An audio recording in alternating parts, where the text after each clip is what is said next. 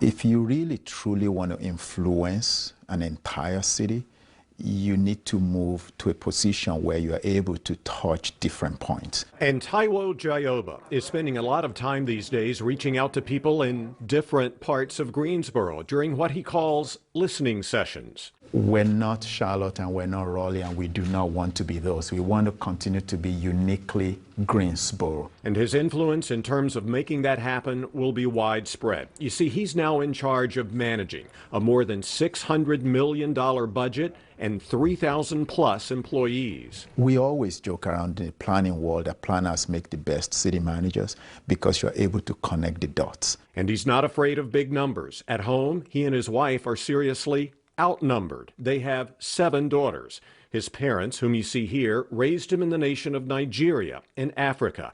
But he spent the last more than 25 years in the United States, where he specialized in regional and municipal planning, development, and public transportation. What do you say to critics who say you don't have as much experience in things like public safety, water and sewer, parks and rec, budget and finance, and how ready are you to lead in those areas? First of all, I'll say that my job as a leader is to make sure that I have a team that knows what they're doing and be able to get them to do their work successfully, regardless of my subject matter expertise. A key member of that team is Police Chief Brian James, whose department's struggled recently with staff shortages. What I've committed to Chief James is that I will give you the resources that you need to do what you do successfully to keep our community safe. Jayoba is well aware of last year's drop in the number of homicides after setting records in 2019 and 2020. Again, what more can the city do to keep those numbers going down? We have to continue to get guns off the street, and that's very, very important. How do you go about getting guns off the streets? Gun buyback programs? Other cities have done that successfully. That's one of it, and we also have our Cure Violence program that's going on right now, where people who have experienced a life of crime can actually help to get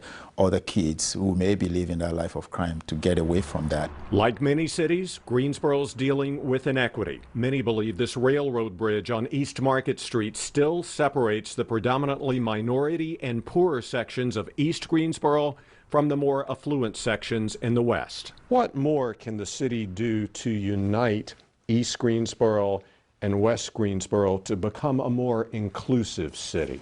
But one of the things I've found out in communities that are trying to solve for this is how you can use a means of mobility to connect the two together. So envision some of our longer corridors like Helm Street or Gate City Boulevard, where you can actually have some type of transportation system that can move people from one part of the city to another. Do you foresee a light rail system for Greensboro?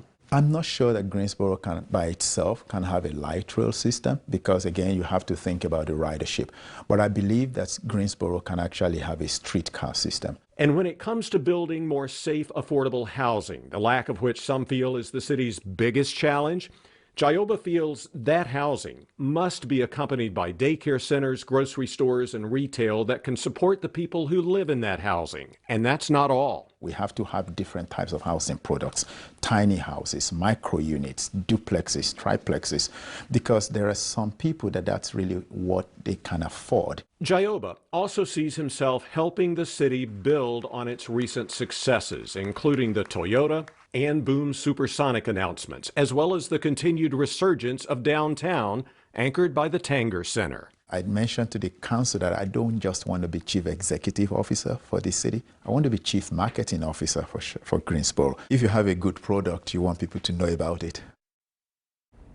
For more of my interview with Greensboro's new city manager, don't miss the web extras soon to accompany this story on our website, myfox8.com. Hear him talk about what it was like growing up in Nigeria, his ideas for improving public transportation, which is one of his specialties, his thoughts on the downtown area and what it needs, and the type of city he wants Greensboro to be under his watch. Again, it should be online within the next few minutes on myfox8.com.